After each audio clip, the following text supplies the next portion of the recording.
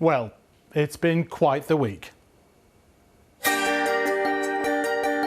ITV News has seen damning evidence that Downing Street staff held a drinks party during the first lockdown. Please join us from 6 p.m. and bring your own booze. Invite to do what you like. All of that, as you know, is the subject of a proper investigation by Sue Gray.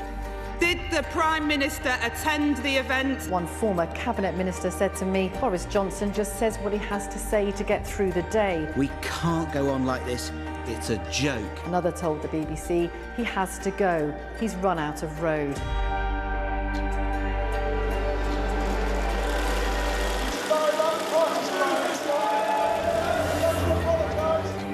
We're heading over to Westminster, where Prime Minister Boris Johnson is about to address the Commons. Mr. Speaker, I want to apologise. I believed implicitly that this was a work event. It's his defence that he didn't realise he was at a party. Is he now going to do the decent thing and resign? Resign.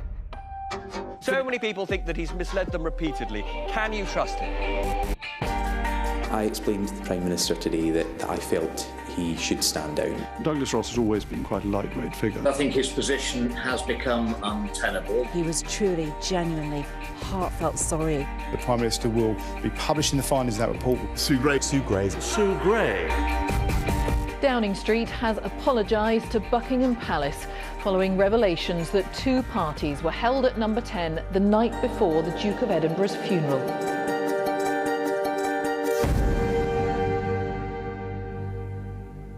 Good evening.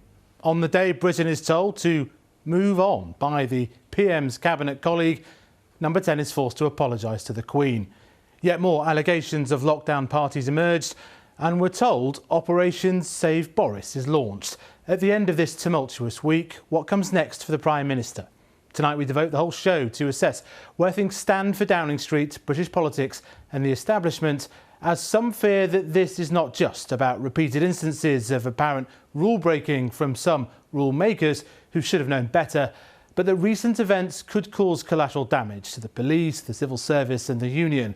We'll discuss all of this in a moment. First, though, Newsnight can reveal new details about the guest list of the latest addition to the roster of parties revealed to have taken place during the pandemic restrictions. Our policy editor, Lewis Goodall, is here. Lewis, what can you tell us? Yes, Faisal, this relates to a story which was broken by the Daily Telegraph, Harry York at the Daily Telegraph earlier today, with regards to someone who's completely unknown by the public, but a woman called Kate Josephs. Now, she was the Director General for Delivery at the COVID-19 Task Force in the Cabinet Office. COVID-19 Task Force is about the sort of crack troops of top government civil servants who have been dealing with COVID-19. Now, Telegraph revealed today that she had a leaving party in the Cabinet Office on the 17th of December 2020, a day after London had been put into Tier 3 restrictions, which severely prohibited social interaction, as you'll remember. Now, she is now the CEO of Sheffield City Council. She accepted this event had taken place today. She tweeted an apology about it. Now, the interesting thing is that I've seen the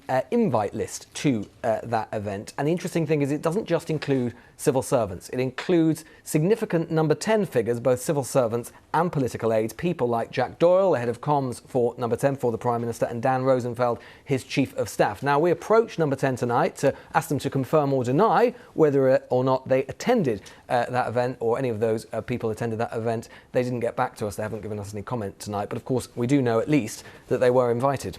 OK, well, thanks for that, Lewis. The Prime Minister has spent another day in his Downing Street flat, where officials said he will spend a week after a family member tested positive for COVID. In his place, some members of the Cabinet backed up their leader, including Michael Gove and often rumoured leadership candidate, the Foreign Secretary Liz Truss. The Prime Minister apologised on Wednesday. He was very clear that mistakes have been made. But I do think we need to look at the overall position we're in as a country, the fact that he has delivered Brexit, that we are recovering from COVID. We've got one of the fastest growing economies now in the G7, and we're delivering the booster programme. And he has apologised. I think we now need to move on. So where are we? You might be forgiven for being confused. Almost every day seems to bring news of another COVID party in Downing Street. So we thought it might be useful to give you a comprehensive run through of what we now know, or at least what has been reported. Lewis has made his way over to the wall. Lewis.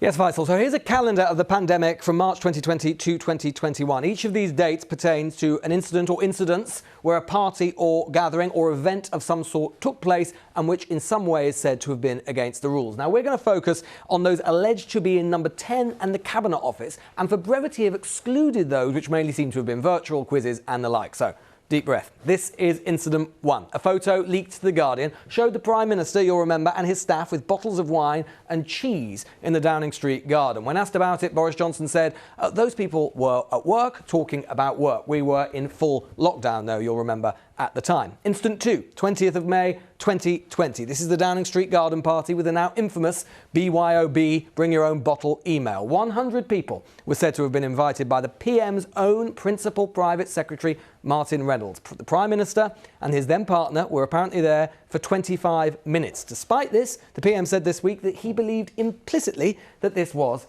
a work event. Guidance at the time was that businesses should also take reasonable steps to avoid people being gathered together. Incident 3. Fast forward to the 13th of November 2020. The second national lockdown had come a week earlier, and Dominic Cummings claimed that Downing Street staff members attended a gathering with Carrie Johnson in the Downing Street flat where she and the Prime Minister lived to celebrate his ejection from number 10. Now, this unusually is one where a spokesman for Mr Johnson has always categorically denied that a party took place. Incident 5. A few weeks later, the 27th of November 2020, the Mirror had reported that on this date, a leaving event was held for number 10 aide Cleo Watson. The paper reported a source said people were cheek by jowl and that Mr Johnson made a speech remarking how full the room was. Number 10 said that no COVID rules were broken at the event.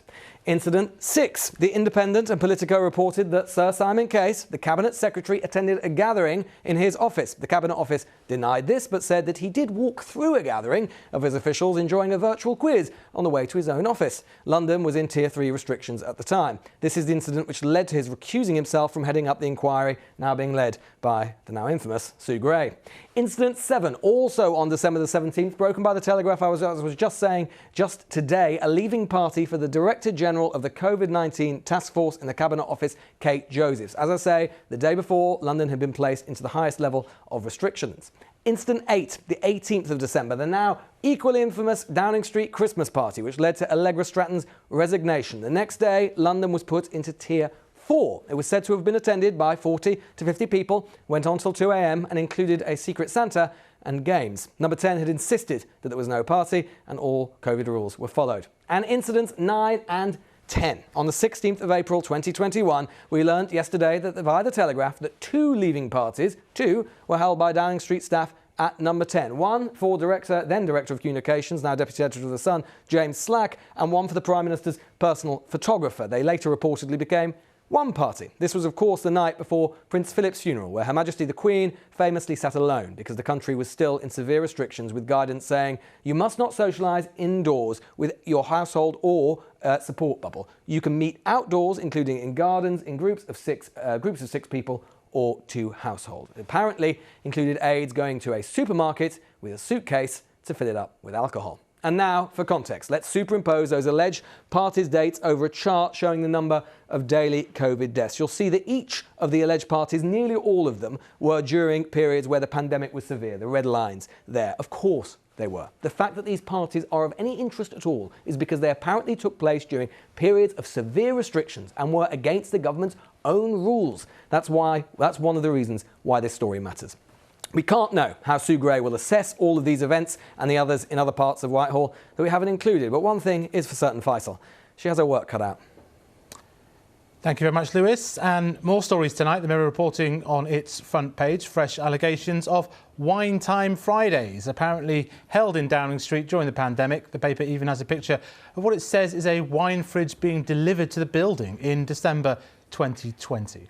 Well, we did ask the government to join us tonight to discuss the current situation, but they declined, as did dozens of Conservative backbenchers.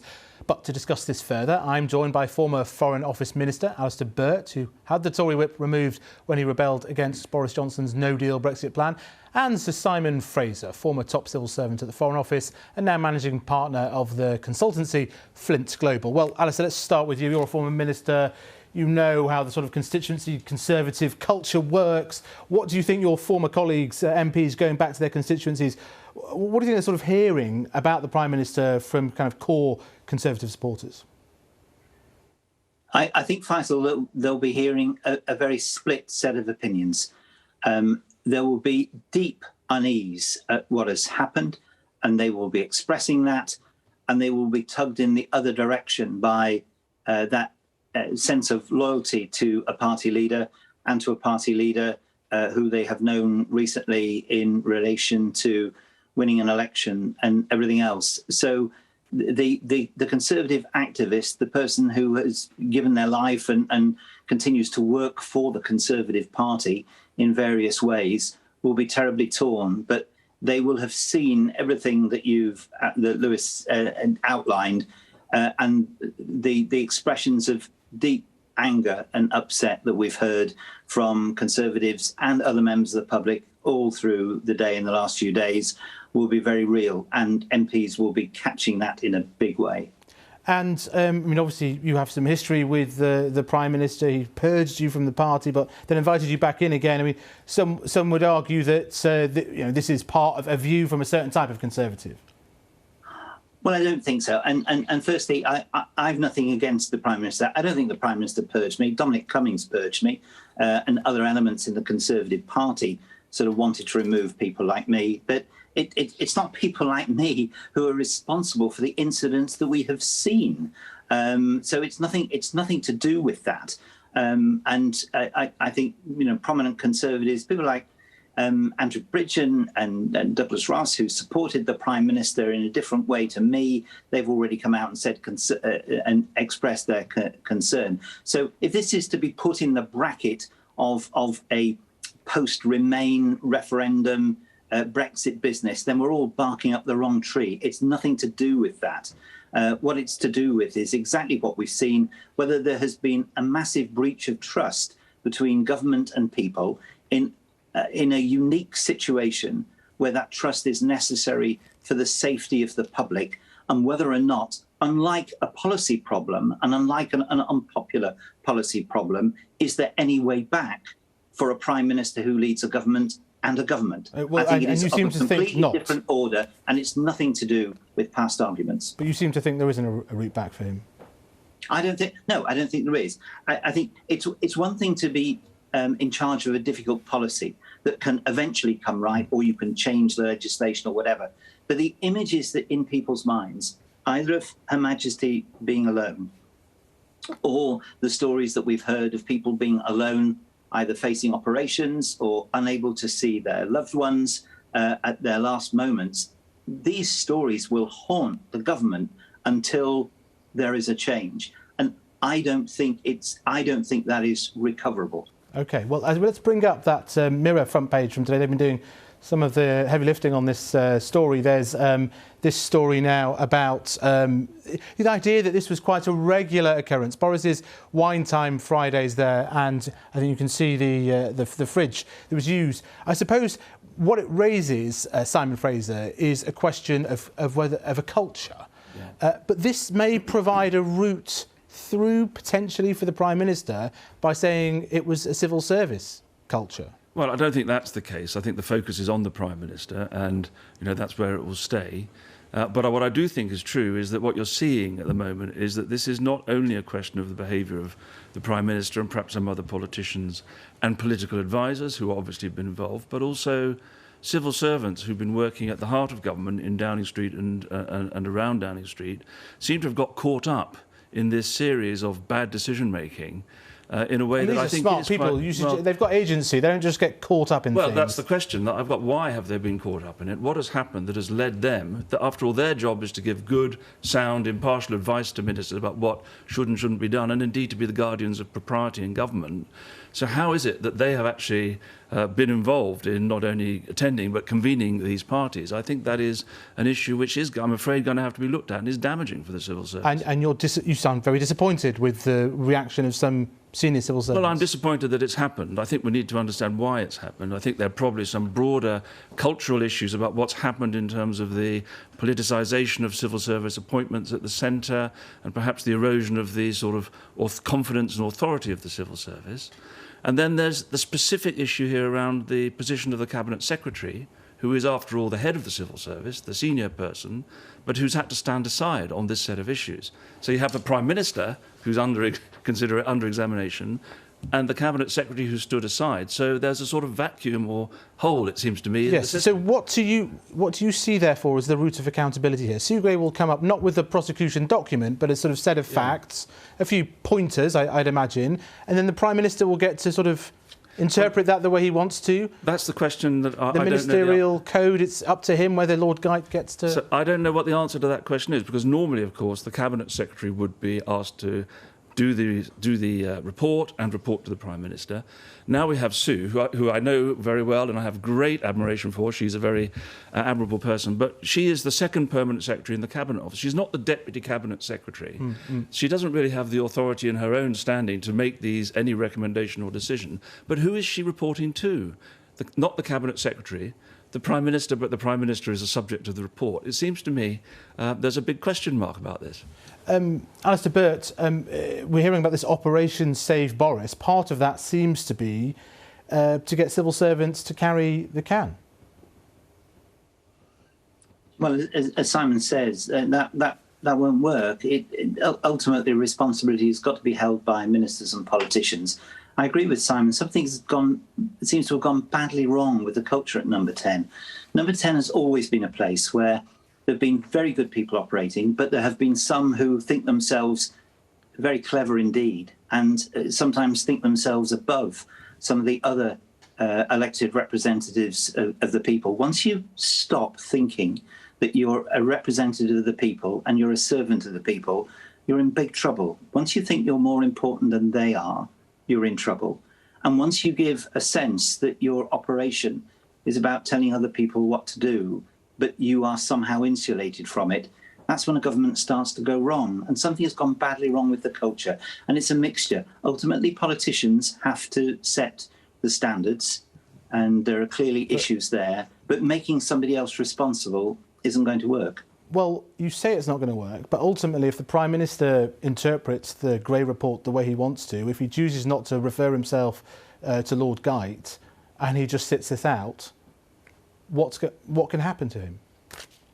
Well, there's lots of things that can happen. If the Prime Minister cannot demonstrate either that he accepts personal responsibility and in the future something will be very different to rebuild trust with the public, firstly, he will face increasing criticism and concern from his own colleagues because, as we know from recent history, they are the ones who can remove a Prime Minister and the leader of the party, or ultimately he will face a judgment from the people. So there's no escape. Either you convince people that something very bad has happened, but you take the responsibility and you will change the circumstances, or sooner or later, something bad will happen in an electoral fashion. Now, that's what, and no operation to save anybody is going to prevent those judgments. And the judgments ultimately of the people, to whom everyone really is responsible, they are the ones that will carry the most weight. And as I indicated, as a Conservative supporter, a supporter of those colleagues who are working hard up and down the country to support people locally in the jobs they're doing and elected representatives, if they cannot see a way in which they can convey their message, because every time they do, they will have thrown back at them what we have seen in the last few weeks, then that is irrecoverable. And it doesn't matter what any inquiry may say. If that is the mood of the public, if that is what they believe from the evidence that they have seen, they are making the judgment and they are the ultimate judges of politicians. Well, we will pick up some of those themes later. Thank you very much, Alistair Burt and Simon Fraser there. Now, as Conservative ministers, MPs, Yes, wait for Sue Gray. Some Conservative members and associations have gone public with their unwillingness to do so. It is a backlash reflected in a series of polls, some of which point to double-digit leads for the opposition, with those numbers suggesting a halving of support from the 29 support that gave Boris Johnson his thumping majority. Our reporter Daniel Henry went to Lichfield, constituency of one of the PM's most fervent backers, with a Conservative majority of 20,000, to find out. Not much changes in Lichfield. The cathedral has stood for centuries, and the politics of many people here almost seem Conservative by nature. That's certainly how Alistair Little saw it. He's served as a Tory councillor for 20 years, but that's all over now. I took the decision to leave the Conservative Party, stay on the council and represent these people as an independent councillor and speak on their behalf. The parties in Downing Street were the final straw. Tell me about your decision to leave the Conservative Party. Speaking to people in the street and knowing the outrage from watching Michael Fabricant on the telly. Boris and others felt sorry for people who were working long hours, and they were simply spilling out from their own offices into a secure garden, which is an integral part of number 10 Downing Street. And you know what? I'd rather have a Prime Minister who felt for his staff and all those hard-working people than some cold fish. Comments made by Michael Fabricant have angered people locally, and I had to put my head above the parapet and say, I'm going to represent your anger towards the Conservative Party. Lichfield has voted Conservative for generations. People tend to trust the Tories around here, but that trust is being tested by the events in Downing Street. Events that the local MP, Michael Fabricant, has tried to excuse. We've had these parties in Downing Street. Downing Street have apologised this afternoon to the Queen. How do you feel about that? I don't think that.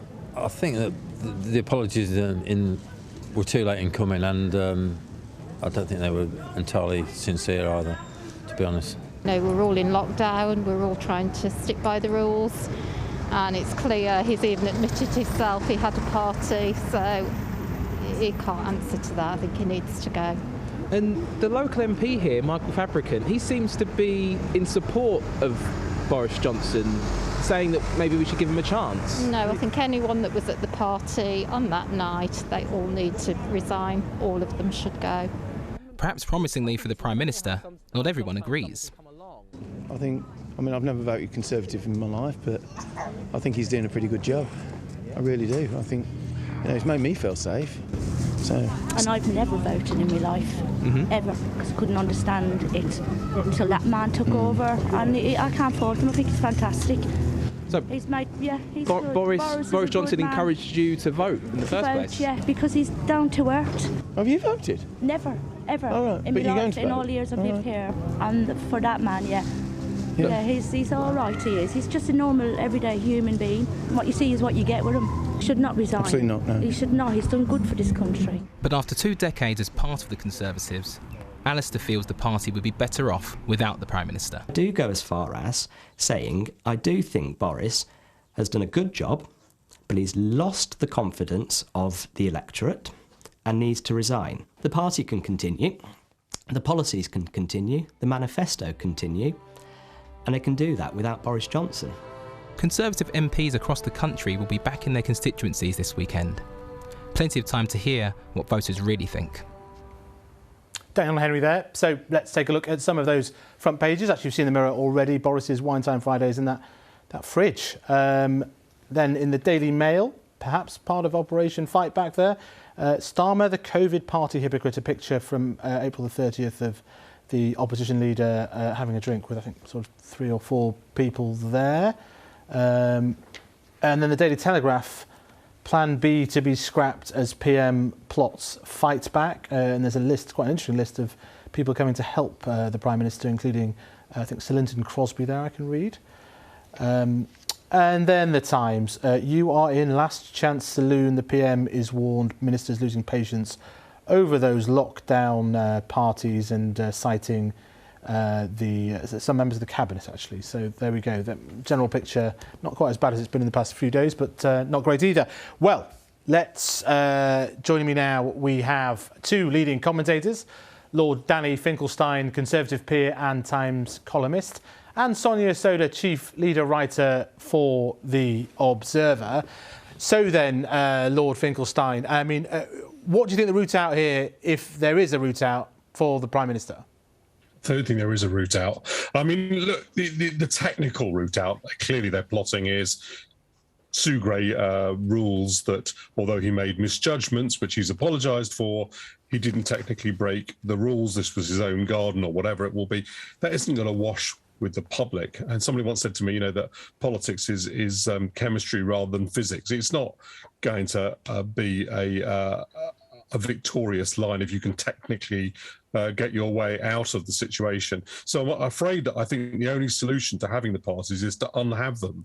And as you can't go back in time, there's nothing much they can do about that. So the issue for the Conservative Party is, are you going to wear this and allow Boris Johnson to continue to be the leader, damaged as he is, or not? But don't think there's any way out of the issue itself. But are you sure MPs, backbenchers, are not going to wear this? Oh, no. I mean, I didn't say they would. Oh, I see. I'm just saying, no, I'm just saying that's the choice. Right. I think that it's quite possible that he'll find a way out with backbenchers, but it's not possible to find a way out with the public. And backbenchers could then get themselves squeezed between the imperatives of Boris Johnson and the imperatives of the public, which isn't a position I'd personally like to be in. Yeah, I think that leaders of political parties have great reserves of political strength. It isn't by any means certain that even when the logic is as strong as it is, that he'll fall as a result of it. Well, you know, my personal view is that he should,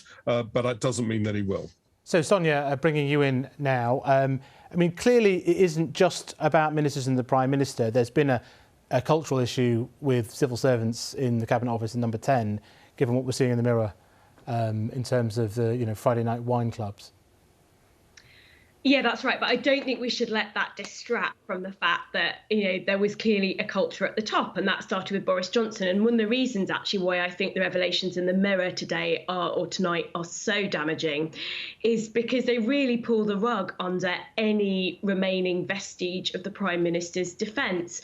We were told that he went down to give a speech to, a gathering in the garden that he thought was a work gathering, not a social gathering, even though there was food on trestle tables and people were told to bring their own booze, and that he addressed it and went back inside. And now, with hindsight, he should have told people to come back in. But we were sort of led to believe that this was a one-off. Now the revelations tonight suggest, according to sources, that there were regular social gatherings in Downing Street on Friday nights. Not only was the Prime Minister aware of them, he would regularly drop in on them. Staff felt like he was encouraged them. He was saying to people, "Oh, were you letting off steam?" So I think it's clear that this doesn't stop and start with Downing Street, as some of the other revelations this week have shown. But we must not let that distract from the fact that this is clearly a problem that starts from the top. And I think that's why these revelations today are just so damaging. I mean, just a month ago, we had the Prime Minister telling the Commons how angry and furious he was at the sight of his own aides making light of lockdown rules and joking about parties. And now we hear from sources that he was popping in on them, and it happened on several occasions. But for both of you, I mean, the case from him and from his team will be, they made decent calls in the latest phase of the pandemic on Omicron. The economy is just starting to get back on its feet again, and that there's no real alternative right now. Yeah, I've always thought that one answer on some of these things when you haven't got a better one is, let's have a sense of proportion. But the problem he's got is that the public does have a sense of proportion, and the sense of proportion suggests this is a very big issue. For Conservatives who think that, who want to think, and I understand that, this is just about a few people having some drinks. It's not actually. It's about whether the people who set the rules and have the power to set the rules, and who set really extraordinarily draconian rules which were designed to keep everyone safe, have to keep those rules themselves. It's a very big issue of principle. It's not, it's important not to trivialise that, and the public's reaction to that reflects it. So I think that the only possible political route is to try to get Sue Gray treat that as an exoneration of the Prime Minister, even though it won't be, and keep going. But I don't think that's going to work. Well, the other thing we've seen tonight is in the front page of the Daily Mail, some allied to the Prime Minister, we've seen trying to point the finger at Keir Starmer. Do you think that's going to work? No. I don't personally. These are old. This is an old story. It first came out last summer. Labour did address it head on when it did come out. So what we were told was that Keir Starmer was meeting with an MP in her constituency office. They were on a Zoom call with a large number of people. It was in the evening, so they were eating. They were having a meal, and Keir Starmer, as we can see in that photo, had a beer as that meeting was taking place. I think that defence is pretty sound, actually, unless someone can provide any evidence to the contrary. So I think this is a paper that has been more sympathetic to Boris Johnson, trying to distract from the very real crisis and hypocrisy surrounding the Prime Minister with an old reheated story about the Labour leader. And Danny, just quickly, the Chancellor, I mean, there's potentially some big decisions to be made on spending a lot of money helping with energy bills right now. Always tension between number 10 and number 11.